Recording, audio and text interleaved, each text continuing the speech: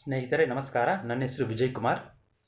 ನಾವು ಹಿಂದೆ ತಿಳ್ಕೊಂಡ್ವಿ ಇಂಗ್ಲೀಷ್ ಕ್ಯಾಲೆಂಡರ್ ಅಂದರೆ ಇಂದಿನ ಗ್ರಿಗೋರಿಯನ್ ಕ್ಯಾಲೆಂಡರಿನ ಕೊನೆಯ 4 ತಿಂಗಳುಗಳು ಅಂದರೆ ಸೆಪ್ಟೆಂಬರ್, ಅಕ್ಟೋಬರ್, ನವಂಬರ್ ಮತ್ತು ಡಿಸೆಂಬರ್ ನಮ್ಮ ಸ್ವಂತ ಸಂಸ್ಕೃತ ಭಾಷೆಯ ಪದಗಳು ಅಂದರೆ ಸಪ್ತ, ಅಷ್ಟ, ನವಮ ಮತ್ತು ದಶಮ ಎಂದು ಬಂತು ಅಂತ ನಾವು ಅರ್ಥ ಮಾಡ್ಕೊಂಡ್ವಿ. ಅಂದರೆ ಈ ಸಲ ಈ ಇಂಗ್ಲೀಷ್ ಶಬ್ದಗಳು ಏನಿದೆ ಅಂದರೆ 1, 2, 3, 4 ಇತ್ಯಾದಿ ಅಂತ ಏನಿದೆ ನಮ್ಮ ಸ್ವಂತ ಸಂಸ್ಕೃತ ಭಾಷೆಯಿಂದಾನೇ ಬಂದಿರೋದು ಅಂತ ನಾವು ಅರ್ಥ ಮಾಡ್ಕೊಳ್ಳೋಣ.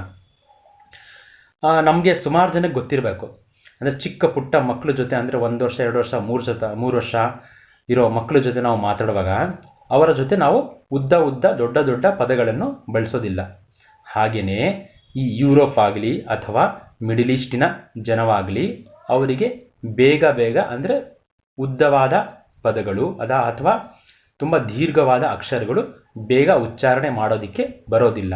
ಅಂದರೆ ಉದಾಹರಣೆಗೆ ನಾವು ಕನ್ನಡದಲ್ಲಿ ಅಥವಾ ಸಂಸ್ಕೃತದಲ್ಲಿ ಸುಲಭವಾಗಿ ಭಾ, ಫಾ, ಥ, ಧ ಇತ್ಯಾದಿ ಪದಗಳನ್ನು ಅಂದರೆ ಅಕ್ಷರಗಳನ್ನು ಸುಲಭವಾಗಿ ನಾವು ಉಚ್ಚಾರಣೆ ಮಾಡ್ತೀವಿ.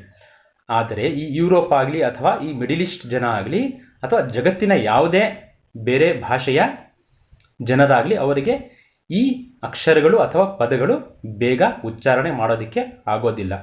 ಈ ಯುರೋಪ್ ಅಥವಾ ಮಿಡಿಲ್ ಈಸ್ಟ್, ಪ್ರಮುಖವಾಗಿ ಯುರೋಪ್ ಮತ್ತು ಮಿಡಿಲ್ ಈಸ್ಟ್ ಅವರು ತುಂಬ ಹೆಚ್ಚಾಗಿ ಝ ಅಂದರೆ ZA ಅಂತ ಏನು ಬರುತ್ತೆ ZA ಅದು ತುಂಬ ಉಪಯೋಗ ಮಾಡ್ತಾರೆ. ಅಂದರೆ ನಾವು ಶಾ ಅಂತ ಎಲ್ಲಿ ಉಪಯೋಗ ಮಾಡ್ತೀವಿ ಅಥವಾ ನಾವು ಎಲ್ಲಿ ಫಾ ಅಂತ ಉಪಯೋಗ ಮಾಡ್ತೀವಿ ಅಥವಾ ನಾವು ಎಲ್ಲಿ ಚಾ ಅಂತ ಉಪಯೋಗ ಮಾಡ್ತೀವಿ, ಈ ಕಡೆ ಎಲ್ಲ ಅವರು ಝ ತುಂಬ ಕಡೆ ಉಪಯೋಗ ಮಾಡ್ತಾರೆ ಅಥವಾ ಫಾ ತುಂಬ ಉಪಯೋಗ ಮಾಡ್ತಾರೆ.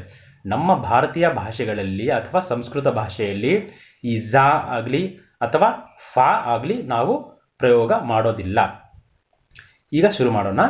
ಅಂದರೆ ಈ ಇಂಗ್ಲೀಷಿನ 1 ಎಲ್ಲಿಂದ ಬಂತು? ನಾವು ಕನ್ನಡದಲ್ಲೇ ಮೊದಲು ಎಲ್ಲಿಂದ ಶುರು ಮಾಡ್ತೀವಿ? 1, 2 ಅಂದರೆ ಒಂದು, ಅಥವಾ ತೆಲುಗುಯಲ್ಲಿ ತೊಗೊಂಡ್ರೆ ಒಕಟಿ, ತಮಿಳಲ್ಲಿ ತೊಗೊಂಡ್ರೆ ಒಣ್ಣು ಅಂತೀವಿ. ಅಂದರೆ ಎಲ್ಲಿಂದ ಬಂತು? ನಮ್ಮ ಸ್ವಂತ ಭಾರತೀಯ ಭಾಷೆಯಿಂದನೇ ಈ ಇಂಗ್ಲೀಷ್ನ 1 ಬಂತು. ಹಾಗೆಯೇ ಸಂಸ್ಕೃತದಲ್ಲಿ ದ್ವಿತೀಯ ಅಂದರೆ 2 ಅಂದ್ಬಿಟ್ಟು, ಅಂದರೆ 2 ಅಂದ್ಬಿಟ್ಟು. ಈ ದ್ವಿ ಅನ್ನೋದು ಸ್ವಲ್ಪ ಉಚ್ಚಾರಣೆ ಜಾಸ್ತಿ ಆಯಿತು. ಆದ್ದರಿಂದ ಈ ಇಂಗ್ಲೀಷ್ ಅವರು ಮುಂಚೆ ಉಚ್ಚಾರಣೆ ಮಾಡೋಕ್ಕೆ ಅವರಿಗೆ ಬರ್ತಾ ಇರಲಿಲ್ಲ. ಅದಕ್ಕೆ ಅವರು ಬರೀ ಸಾಧಾರಣವಾಗಿ ಕೇವಲ ಟೂ ಮಾಡಿದ್ರು, ಟ್ವಿಯಿಂದ ಬರೀ 2 ಆಯಿತು. ಹಾಗೆಯೇ ನಮಗೆಲ್ಲ ಗೊತ್ತಿರಬೇಕು, ತ್ರಿನೇತ್ರ ನಮ್ಮ ರುದ್ರದೇವರು ಅಂದರೆ ಶಂಕರ, ಶಿವ ಅವರೇನಿದ್ದಾರೆ ಅವರಿಗೆ 3 ಕಣ್ಣು. ಈ ಕಾರಣದಿಂದ ಅವರಿಗೆ ತ್ರಿನೇತ್ರ ಅಂತ ಹೇಳ್ತಾರೆ. 3 ಅಂದರೆ ಏನು? 3. ಅದು ಹಾಗೆಯೇ ಇಂಗ್ಲೀಷಿನ ಈ 3 ಎಲ್ಲಿಂದ ಬಂತು? ನಮ್ಮ ಸ್ವಂತ ಸಂಸ್ಕೃತ ಭಾಷೆಯಿಂದ ಬಂತು. ಹಾಗೆಯೇ ಚೌತಿ ಅಂದರೆ ಸಂಸ್ಕೃತದಲ್ಲಿ 4 ಅಂತ ಅರ್ಥ. ನಾನು ಹೇಳಿದೆ ಚ ಅಥವಾ ಫಾ ಅಥವಾ ದೊಡ್ಡ ಅಕ್ಷರಗಳೇನಿದೆ ಬೇಗನೆ ಅವರಿಗೆ ಉಚ್ಚಾರಣೆ ಮಾಡೋಕ್ಕಾಗೋದಿಲ್ಲ.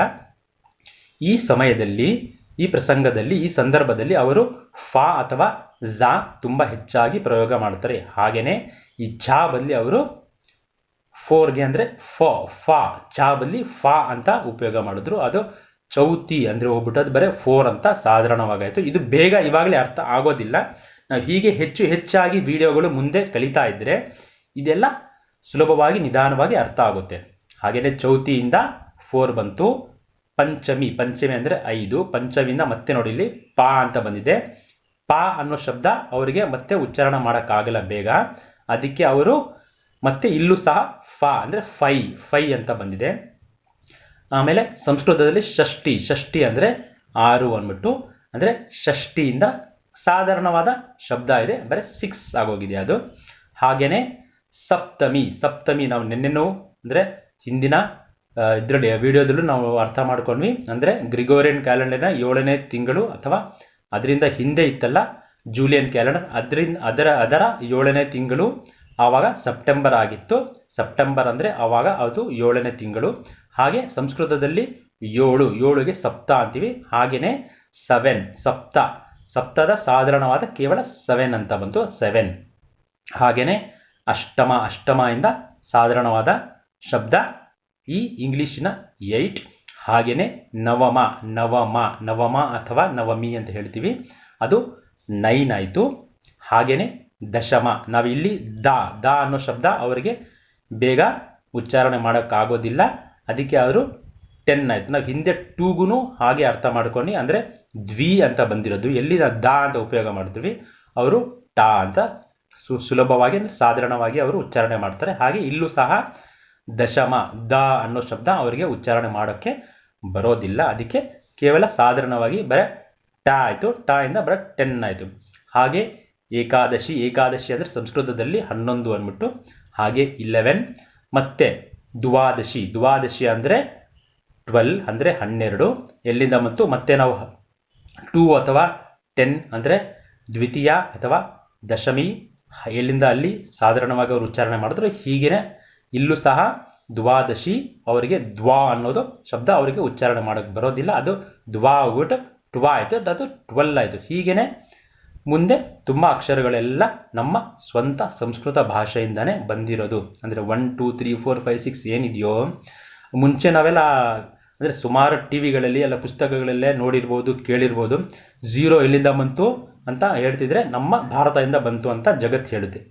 ಆದರೆ ಕೇವಲ 0 ಮಾತ್ರ ಅಲ್ಲ, ಅಂದರೆ ಇಂಗ್ಲೀಷಿನಲ್ಲಿ ಏನು ಹೇಳ್ತಾರೆ ಅಂದರೆ -ಇನ್ಫಿನಿಟಿ ಇಂದ ಹಿಡಿದು +ಇನ್ಫಿನಿಟಿ ತನಕ ನಮ್ಮ ಸ್ವಂತ ಸಂಸ್ಕೃತ ಭಾಷೆಯಿಂದನೇ ಬಂದಿರೋದು. ನಮಗೆ ತುಂಬ ಗೌರವ ಇರಬೇಕು ನಮ್ಮ ಈ ಸಂಸ್ಕೃತ ಭಾಷೆಯಲ್ಲಿ. ಅದಕ್ಕೆ ನಾವಿಲ್ಲಿ ಅರ್ಥ ಮಾಡ್ಕೊಂಡ್ವಿ, ಅದು 0 ಇರಲಿ, 1 ಇರಲಿ, 2 ಇರಲಿ, 4 ಇರಲಿ, 0ನೂ ಸಹ 0 ಇಲ್ಲಿಂದ ಬಂತು ಅಂದರೆ ನಾನು ಮುಂಚೆ ಹೇಳೋ ಥರ ಶು ಸಂಸ್ಕೃತದಲ್ಲಿ 0ಗೆ ಶೂನ್ಯ ಅಂತೀವಿ. ಇಲ್ಲಿ ಶೂ ಅಂದರೆ ಶಾ ಅನ್ನೋ ಶಬ್ದ ಅವರಿಗೆ ಬೇಗ ಉಚ್ಚಾರಣೆ ಮಾಡೋಕ್ಕೆ ಬರೋದಿಲ್ಲ. ನಾನು ಮುಂದೆ ಹೇಳಿರೋ ಥರ ಅವರು ಶಾ ಬದಲಿ ಝ ಅಂತ ತುಂಬ ಉಪಯೋಗ ಮಾಡ್ತಾರೆ. ಹಾಗೆಯೇ ಇಲ್ಲಿ ಶಾ ಹೋಗ್ಬಿಟ್ಟು ಇಲ್ಲಿ ಸಾಧಾರಣವಾಗಿ ಬರೀ ಝ ಆಗಿದೆ, 0 ಆಗಿದೆ. ಶೂನ್ಯ ಅದು 0 ಆಗಿದೆ. ಹಾಗೆಯೇ ಬೇರೆ ಅಕ್ಷರಗಳು ಸಹ ನಮ್ಮ ಸಂಸ್ಕೃತ ಭಾಷೆಯಿಂದ ಬಂದಿರೋದಂತ ನಾವು ಮತ್ತೆ ಮುಂದಿನ ವಿಡಿಯೋಗಳಲ್ಲೂ ನಾವು ತಿಳ್ಕೊಳ್ಳೋಣ. ದಯವಿಟ್ಟು ನೀವು ಹೀಗೇ ಈ ವಿಡಿಯೋಗಳು ನೋಡ್ತಾ ಇರಿ, ನನಗೂ ಪ್ರೋತ್ಸಾಹ ಸಿಗುತ್ತೆ ಮತ್ತು ಹೆಚ್ಚಿನ ವಿಡಿಯೋಗಳು ನಾನು ಮಾಡ್ತಾನೆ ಇರ್ತೀನಿ. ಅದಕ್ಕೆ ನಿಮ್ಮ ಪ್ರೋತ್ಸಾಹನೂ ಸಹ ಬೇಕಾಗುತ್ತೆ. ನೀವು ಕೇವಲ ವಿಡಿಯೋ ನೋಡ್ಬಿಟ್ಟು ಸುಮ್ಮನೆ ಬಿಟ್ಬಿಟ್ರೆ ನನಗೆ ಅಷ್ಟೊಂದು ಪ್ರಯೋಜನ ಆಗೋದಿಲ್ಲ. ಈ ಜಗತ್ತಿಗೆ ಗೊತ್ತಾಗಬೇಕು ನಮ್ಮ ಸಂಸ್ಕೃತ ಭಾಷೆಯಿಂದಾನೇ ಬೇರೆ ಭಾಷೆಗಳು ಬಂದಿರೋದು ಅಂತ. ಅದಕ್ಕೆ ನೀವು ಈ ವಿಡಿಯೋವನ್ನು ದಯವಿಟ್ಟು ಆದಷ್ಟು ಶೇರ್ ಮಾಡಿ, ಲೈಕ್ ಮಾಡಿ, ಕಾಮೆಂಟು ಕೂಡ ಮಾಡಿ.